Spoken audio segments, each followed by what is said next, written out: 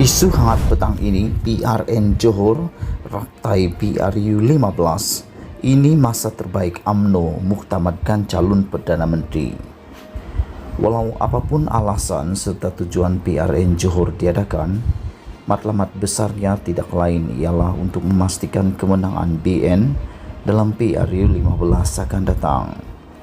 Untuk itu, oleh kerana PRN Johor boleh dianggap sebagai resial atau raptai sebelum ketibaan PRU 15, keputusan yang harus dicapai BN bukan sekadar untuk menang cemerlang, tetapi juga perlu menampakkan UMNO sebagai parti yang ada masa depan untuk mentadbir negara ini.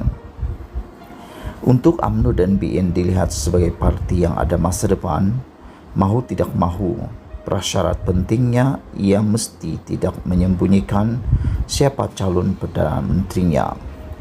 Sementara PH tetap menawarkan Anwar Ibrahim sebagai Perdana Menteri dan PN mahu menunjukkan Mahyadin Mat Yassin sekali lagi sebagai Perdana Menteri, malangnya UMNO sehingga kini masih tidak berani menamakan siapa calon Perdana Menterinya. Lebih malang lagi, setiap sikap UMNO itu ialah kerana sementara Ismail Sabri Yaakob, naib Presiden UMNO, sendiri sudah berada di atas kerusi Perdana Menteri, ia masih lagi berahsia siapa calon Perdana Menterinya selepas PRU 15 akan datang. Tidakkah ini sebenarnya amat pelik?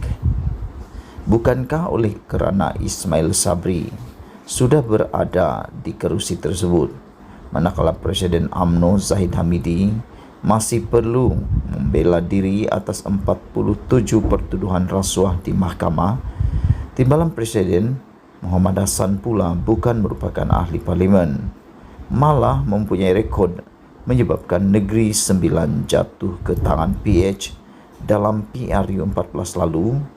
Begitu juga dengan bekas Perdana Menteri Najib Razak sudah disabitkan bersalah dan entah bila kes rayuannya di Mahkamah Persekutuan akan didengar. Satu-satunya calon yang UMNO tidak harus ragu-ragu menonjolkannya ialah tidak lain tidak bukan ahli Parlimen Beira yang merupakan Perdana Menteri sedia ada. Jika bukan Ismail Sabri, UMNO mahu siapa lagi? Dalam hal ini, memandangkan tarikh akhir PRU 15 harus diadakan selewat-lewatnya pada Mei 2023, bermakna UMNO tidak punya banyak masa lagi untuk berdepan dengannya. Dengan tempoh masa yang boleh dikira relatif singkat itu, PRN Johor hendaklah dimanfaatkan dengan sebaik-baiknya oleh UMNO sebagai gambaran keinginan menuju kemenangan dalam PRU 15. Untuk itu, UMNO seharusnya tidak berlengah lagi untuk menamakan Ismail Sabri sebagai calon Perdana Menteri. Seterusnya, memberikan beliau lebih peranan dalam PRN Johor ini. PRN tidaklah sama dengan PRK di mana-mana biasanya Perdana Menteri tidak terlibat dalam banyak perkara berkaitannya. Lebih-lebih lagi disebabkan PRN Johor ini merupakan penanda aras penting dan resial sebelum ketibaan PRU 15. Keberadaan serta penglibatan Perdana Menteri tidak boleh dipandang sepi atau diabaikan begitu saja. Jika BN kalah, ia tentu saja akan merencatkan perjalanan menuju kemenangan yang selesa dalam PRU 15 akan datang. Tetapi jika menang sekalipun, namun tanpa ada calon Perdana Menteri yang ditonjolkan, kemenangan itu tidak pula memberi apa-apa makna. Sebaliknya, kemenangan itu nanti akan terus menyebabkan teka-teki di kalangan rakyat dan kepada ahli serta penyokong UMNO sendiri.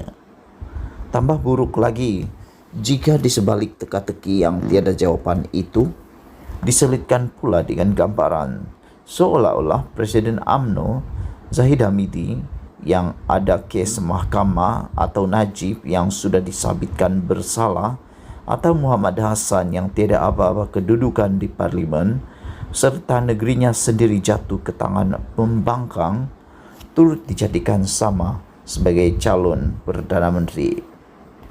Adakah membiarkan keadaan itu berterusan lebih mampu memberi keyakinan kepada rakyat untuk mengundi BN atau segera menamakan Ismail Sabri yang sudah sedia sebagai Perdana Menteri sebagai calon Perdana Menteri selepas PRU 15, berupaya memberi lebih keyakinan untuk UMNO dipilih menerjui kerajaan? Kepada pimpinan UMNO, tepuk dada tanyalah selera.